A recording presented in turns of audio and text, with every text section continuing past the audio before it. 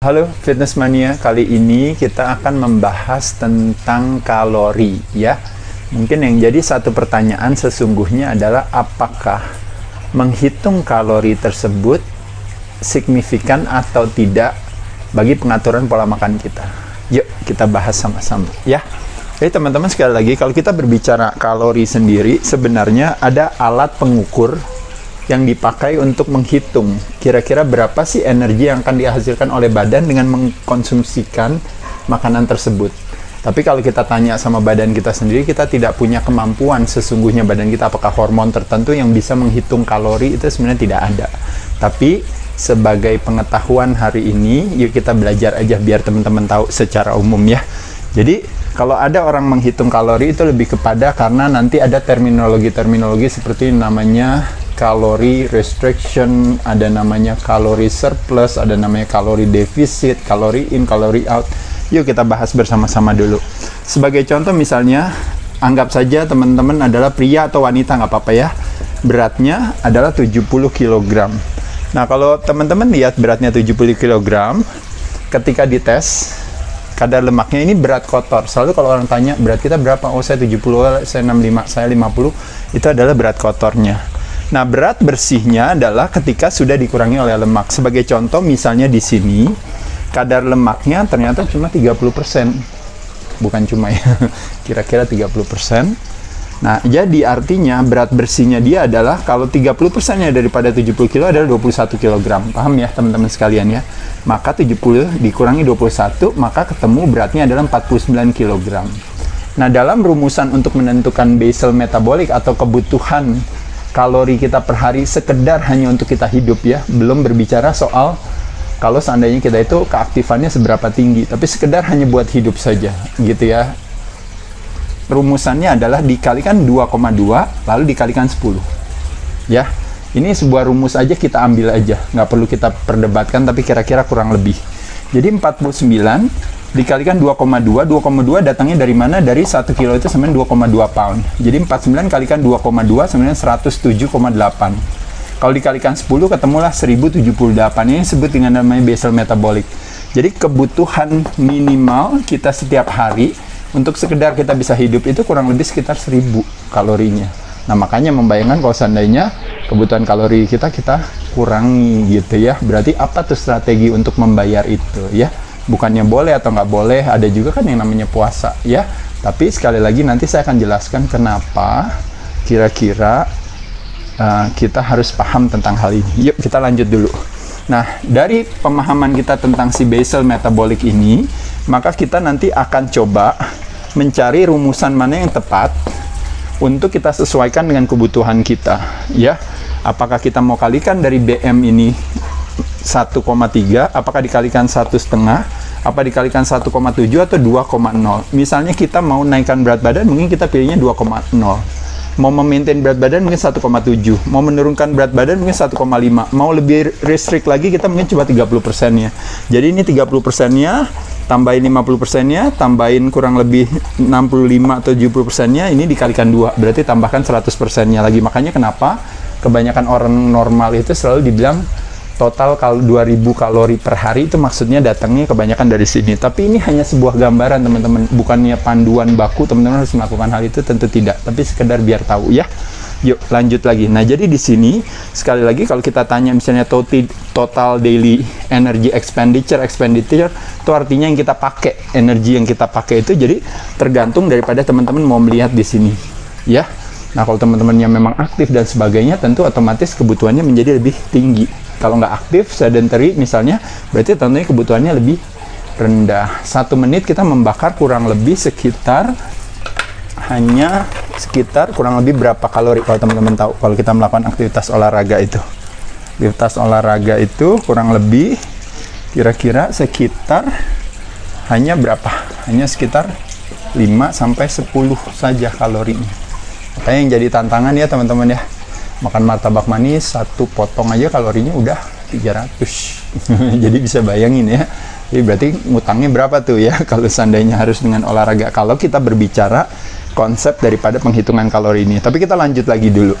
Jadi dari tadi misalnya kita memilih misalnya yang normal saja dikalikan 1,5, maka otomatis 1,5 dikalikan 1600, ya betul ya, dikalikan, maaf, 1078 BM-nya dikalikan 1/2-nya, berarti keluar angkanya adalah 1617 kilokalori per hari kebutuhan kita per hari. 1600 kalori. Nah, teman-teman kita lihat nih rumusan ini. Teman-teman paham ya? Kalau 1 gram karbohidrat itu 4 kilokalori. Kalau 1 gram protein itu 4 juga. Lemak itu 9. Kalau alkohol itu 7. Nah, jadi kalau kita lihat di sini, kita translate yuk ke kebutuhan kita per harinya, misalnya 1600 kilokalori, ya. Maka kita akan translate, misalnya teman-teman mau memakai strateginya yaitu adalah low carbs, high fat. Kenapa low carbs, high fat? Karena kalau carbs-nya itu low, maka fat-nya itu harus high. Paham ya teman-teman sekalian ya? Supaya kita bisa punya nutrisi yang cukup gitu ya. Karena kalau konsep kalori itu kan konsepnya kalau teman-teman dia sebagai fuel, 1 sebagai tenaga, 2 sebagai nutrisi kalau teman-teman tahu ya. Nah, jadi teman-teman bisa lihat ya, di satu sisi kasih kita tenaga, di sisi lain dia dikasih kita kualitas makanan yang baik. Nah ya, jadi strateginya kalau kita misal memakai low carbs high fat, kita mau memakai konsep yang benar-benar istilahnya benar-benar ceritanya strict sekali. Anggap aja salah satunya kalau teman-teman tahu adalah kalau pendekatannya tubuh kita tidak berharap terjadi kehadiran insulin, maka kita kepengen kalau bisa karbonya rendah sekali, jadi low carbs. Nah, kalau di ketogenics itu low carbs itu setara dengan katanya maksimal sekali makan itu masuknya berarti 30 gram per hari. Tapi kalau seandainya misalnya low carbs saja bisa 100 gram per hari karbonya, tergantung berapa kali makan, tapi per harinya jatahnya cuma segitu. Jadi kalau buat ketogenics jatah makannya paling cuma di 30 gram. Yuk kita lihat yuk hitungannya. Kalau 70% kita ambil dari lemak, 20% kita ambil dari proteinnya, dan 10% hanya dari karbonya, maka yang ketemu adalah kurang lebih adalah sebagai berikut. Jadi 10%-nya daripada 1600 adalah 161 dibagi 4 jadi 40 gram proteinnya. Kurang lebih masuk gak dalam low carbs high fat diet? Masuk dia di situ. Masuk di ketogenics diet, agak sedikit kelebihan 10 gram tapi nggak apa-apa, masuklah. Proteinnya kalau kita ngambil cuma 20% daripada total kalori yang kita konsumsikan, berarti proteinnya kita ambilnya 323 dibagi 4 jadi 80 gram proteinnya per hari ya. Itu biasanya kurang lebih, nah ini kalau hitungannya beratnya segini berarti kurang lebih dikalikan 1, maksimal bisa 1,5 atau bahkan bisa 2 kalau seandainya misalnya dia bodybuilder atau apa ya. Tapi kebutuhan orang normal bahkan di Indonesia kebutuhannya bahkan cuma direkomendasikan cuma 0,7 daripada berat badan kita. Jadi di sini kita lihat masih masuk nggak kira-kira? Masih masuk, oke. Nah lalu di sini fatnya, nah fatnya yang sangat tinggi ya di sini ya, berarti 125 gram ya. Fatnya, berarti ini tergantung mau diambil dari sumber mana. Tentu pilihlah sumbernya yang apa? Yang alami. Yang apalagi yang omega 3-nya lebih besar rasionya daripada omega 6. Berarti yang apa? Yang anti peradangan. Bisa dapat dari mana? Bisa macam-macam ya. Dari kuning telur, dari minyak ikan, dari minyak kelapa, MCT oil, bisa dari avocado dan sebagainya. Ya. Paham ya teman-teman, udah tahu ya itu. Nah, jadi dari sini udah ketemu semua jumlah makanannya. Nah, ini nanti kita tinggal translate lagi ke sini. Kita mau 1 meal a day, cuma 1 kali, berarti langsung makannya segini. Bisa 2 meal a day, bisa dibagi 2 berarti. Ini dibagi 2, bisa 3 meals a day, bagi 3. Biasanya dikombinasikan dengan IF kan, intermittent fasting, kurang lebih di berapa? Bisa 12-12, bisa 16-8 ya, atau bahkan bisa juga 18-6 ya. Nah ini nanti teman-teman bisa pilih sendiri kayak gitunya. Nah jadi teman-teman dari sini kalau kita berbicara berbicara penghitungan kalori, teman-teman bisa terjemahkan itu ke sini.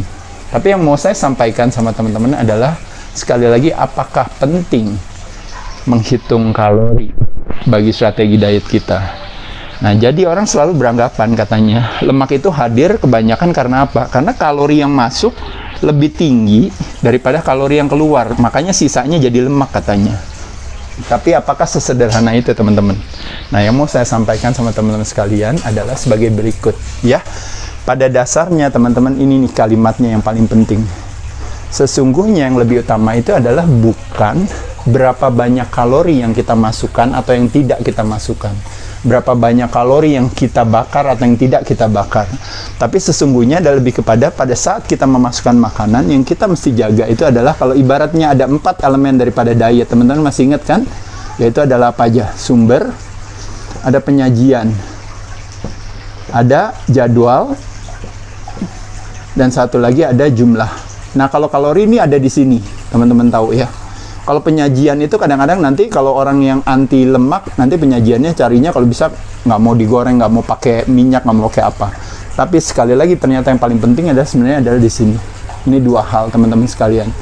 Di sumber, pilihan makanannya kita apa, itu yang akan menentukan kualitas nutrisi yang kita konsumsikan. Dan yang kedua, lebih kepada di jadwal. Makanya kenapa intermittent fasting, kapan buka puasanya, kapan pada saat makan, jenis apa yang kita makan, justru itu yang memberikan penilaian penting. Kenapa? Karena nanti hubungannya dengan apa? Hubungannya dengan respon secara hormonal, dan juga hubungannya dengan nutrien signal yang kita konsumsikan. Makanan itu nanti badan akan membuat satu respon tersendiri. Teman-teman lihat nih di sini. Kalau kita makannya karbo, maka badan akan meresponnya apa? Yang akan diaktifasi tentunya adalah hormon insulin. Fungsi daripada hormon insulin adalah apa? Penyimpanan, storage. Ketika terjadi proses storing, secara teoretis akan terjadi nggak proses burning atau fat burning? Tidak terjadi. Makanya kenapa kalau teman-teman konsumsi karbo yang terlalu berlebihan, apakah kalorinya maupun sedikit sekalipun, tapi teman-teman trigger insulinnya, maka respon insulinnya tinggi, maka pada saat itulah teman-teman, makanya kenapa akhirnya jadi akan menyimpan itu. Nanti saya kasih contohnya. Kedua, kalau kita konsumsi protein, maka kira-kira apa tuh yang diaktifasi secara hormonal, teman-teman? Salah satunya adalah mTOR, yang hubungannya dengan tujuannya nanti dia akan membuat satu instruksi kepada badan untuk bentuk protein, bentuk otot, dan sebagainya. Selain itu juga ada namanya peptide YY atau peptide YY gitu, yang tujuannya adalah apa? Tujuannya dengan kehadiran dia, akhirnya badan bisa bilang menjadi, aduh kenyang cukup. Makanya teman-teman kalau lagi di buffet ya kadang-kadang makan, habis itu kalau makannya banyakin protein terus aja, all you can eat, teman-teman pasti cepet kenyangnya. Tapi kalau makan karbo, teman-teman nggak kenyang-kenyang. Paham ya? Kenapa karbo nggak kenyang-kenyang? Karena karbo, teman-teman inget nggak konsepnya? Dia naik, dia bantai turun, dia naik, dia bantai turun, dia naik lagi. Ini yang konsepnya, teman-teman lihat. Jadi waktu kita makan karbonya naik kan? Waktu karbonya naik, insulin hadir, langsung turunin. Di sini yang namanya hyperinsulinemia namanya. Turun ke sini, ini namanya hipoglikemia. Nah, terjadi penurunan waktu hipo di sini terjadi penurunan, pastikan ada signalnya bilang saya lapar. Maka makan lagi, naik lagi, lapar lagi, makan lagi. Makanya kenapa di sini disebut terjadi yang namanya apa, teman-teman sekalian? Roller coasternya energi kita, gara-gara kita konsumsi karbo yang berlebihan, naik turun, naik turun, naik turun. Nah, pada saat kita konsumsi lemak juga, teman-teman juga di sini ada salah satunya namanya, saya sengaja putusin ini supaya biar bacanya lebih gampang. Ini namanya cholecystokinin. Jadi, kalau istilahnya ini adalah hormon yang teraktivasi gara-gara kita konsumsi lemak. Fungsinya apa? Fungsinya juga sama. Jadi kalau cholecystokinin gitu ya, kalau bahasa Indonesianya itu adalah hubungannya dengan memberikan instruksi kepada badan untuk dia kenyang gitu. Jadi dengan kita kenyang, akhirnya kita nggak makan lagi. Nah, jadi di sini kesimpulan yang mau saya sampaikan, kalau teman-teman fokusnya lebih kepada penghitungan kalori, maka apa yang terjadi, teman-teman? Kita lihat mie instan kalorinya 300 kilokalori ya, mie instan yang normal ya, bukan yang jumbo. Kalau teman-teman makan steak, kalorinya bisa sama 300 kalori atau bisa juga lebih, benar ya. Tapi sekarang pertanyaannya, responnya apa yang terjadi? Responnya yang satu insulin, prosesnya adalah penyimpanan. Dia akan simpan cepat di dalam sel lemak. Gula darahnya naik nggak? Gula darahnya naik. habis itu insulin hadir, dia buang ke sini, teman-teman kepengen nggak makan lagi, kepengen makan lagi. Tapi waktu teman-teman makan steak misalnya, contohnya, itu protein dan lemak. Waktu teman-teman makan, meskipun kalorinya lebih tinggi, tapi terjadi nggak kenaikan gula darah? Tidak terjadi. Terjadi nggak proses penyimpanan lemak pada saat teman-teman konsumsikan? Tidak terjadi. Kesimpulannya apa? Selama tidak apa? Selama makan steaknya tidak pakai apa? Tidak pakai kentang dan tidak pakai nasi dan sebagainya ya. Jadi maksudnya di sini cuma mau bilang yang satu masukin karbo, yang satu masukin protein dengan kalori yang sama, atau bahkan proteinnya atau lemaknya kalorinya lebih tinggi, tapi responnya berbeda. Makanya di situ yang saya katakan tadi, kepentingan untuk menghitung kalori atau kalori itu harus dihitung antara keluar dan masuk itu tidak signifikan ketika kita berbicara soal badan, karena penghitungan kalori itu lebih kepada dituntutnya apa? Dituntutnya willpower. Kita harus gitu, juga kita hitung kalori kita turun. Makanya kenapa kita jadi memaksakan diri kita untuk supaya ibaratnya ayo biar semangat ya, pasti bisa dan sebagainya. Tapi sejujurnya teman-teman, kalau kita bicara soal bagaimana kita mau kurus itu ya, atau mau langsing, tentu kita harus lebih cerdas dengan menciptakan situasi atau suasana di badan biar metabolismenya kita yang kita ciptakan sehingga dia yang mendukung kita. Jadi kenapa kita makan protein, kenapa kita makan lemak, low carbs, high fat? Karena tujuannya supaya kita juga nyaman dalam menjalaninya. Sehat bersahabat dengan pertemanan hati, bukan perlawanan hati. 95% orang yang berdiet gagal. Kenapa? Karena disebabkan karena harus melakukannya dengan keterpaksaan, sehingga makanya membutuhkan willpower. Justru diet nggak butuh willpower, diet nggak butuh motivasi. Yang dibutuhkan adalah apa? Pemahaman adalah fondasi daripada sebuah kepatuhan. Paham ya teman-teman ya? Nanti kita belajar lagi soal ini. Jadi sekali lagi teman-teman, dengan situasi ini sebenarnya teman udah bisa tahu bahwa istilahnya yang kita harus belajar adalah lebih kepada keseluruhan pemahaman fondasinya, sehingga tidak kita saling menyalahkan dan sebagainya. Jadi nggak boleh salah paham teman-teman. Kayak kemarin jadi akhirnya satu sama lain jadi mungkin jadi apa ya kalau istilahnya ya. Jadi saya rasa bukan itu maksudnya. Semuanya baik adanya ya. Mau sharing tentang satu strategi diet yang ada, saya rasa itu baik, bagus.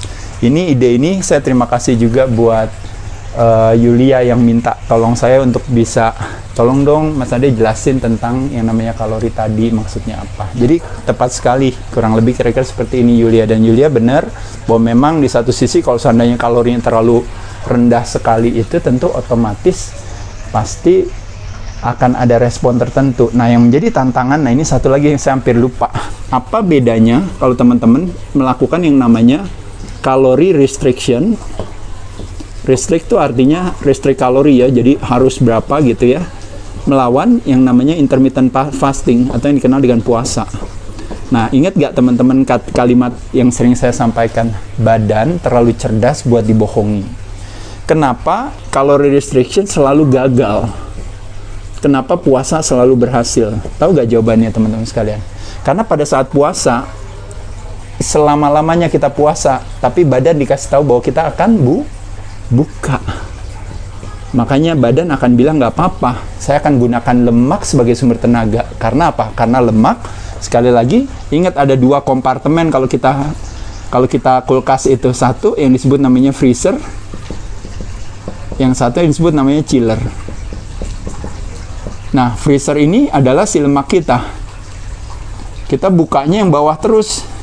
Kulkasnya kita lihat, wah udah habis, ambil makan lagi, wah udah habis, beli makan lagi, wah udah habis, beli makan lagi. Kalaupun kita tidak makan, misalnya chillernya kosong, tapi badan begitu cerdas, karena apa? Dia pelan-pelan akan mencari si freezer untuk kasih dia makan, karena ternyata freezer masih banyak, apalagi teman-teman yang kadar lemaknya masih di atas 30%. Pada saat itulah makanya teman-teman paham ya di sini. Jadi badan itu akan cerdas, dia akan mencari yang namanya alokasi sumber daya yang lain, yaitu dengan cara men-switching. Makanya dari yang carbo dependent akhirnya menjadi fat adapted. Nah itu terjadi karena apa? Karena kita melakukan aktivitas yang namanya puasa.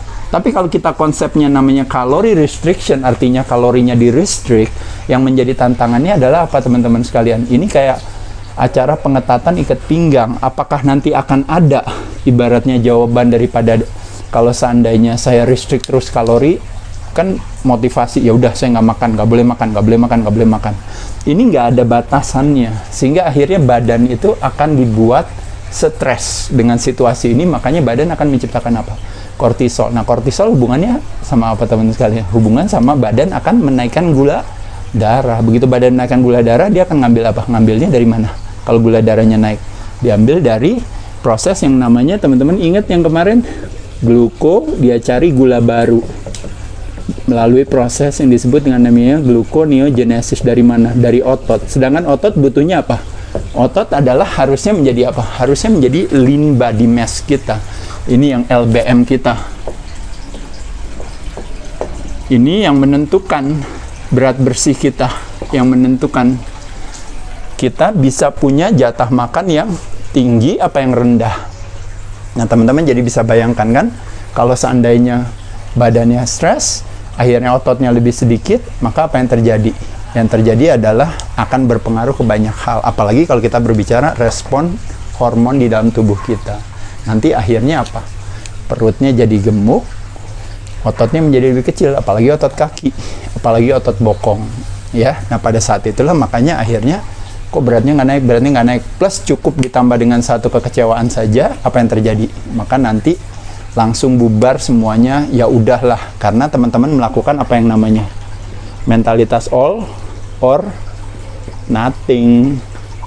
Jadi lagi semangat, wah semangat terus gitu. Tapi ketika nanti ada kecewa sesuatu, apakah mungkin karena kerjaan, mungkin karena relationships, ataukah karena keuangan, ataukah karena satu dan lain hal, maka teman-teman pasti akan menyalahkan dietnya itu. Dan akhirnya teman-teman akan balik lagi. Makanya akhirnya yo-yo diet dan sebagainya. Jadi sekali lagi, teman-teman sekalian, dengan pemahaman ini, teman-teman jadi ngerti betapa pentingnya punya pemahaman tentang diet, betapa pentingnya latihan beban untuk menjaga otot tadi, betapa pentingnya juga untuk punya pemahaman tentang yang namanya respon tubuh terhadap makanan yang kita konsumsikan. Bukan semata-mata hanya menghitung kalori yang masuk dan kalori yang keluar. Saya terima kasih kepada para sahabat saya di NutriBullet, di Organik, di INS, dan juga Herbamix dari Sido Muncul. Terima kasih yang selalu bersama saya, berkontribusi menyehatkan masyarakat di Indonesia. Teman-teman jangan lupa ya, terus saksikan Dunia Aderai di YouTube dan juga di Instagram kami. Semoga informasi-informasi ini bisa sedikit memberikan pencerahan buat teman-teman untuk punya pola hidup yang lebih sehat. Cheers!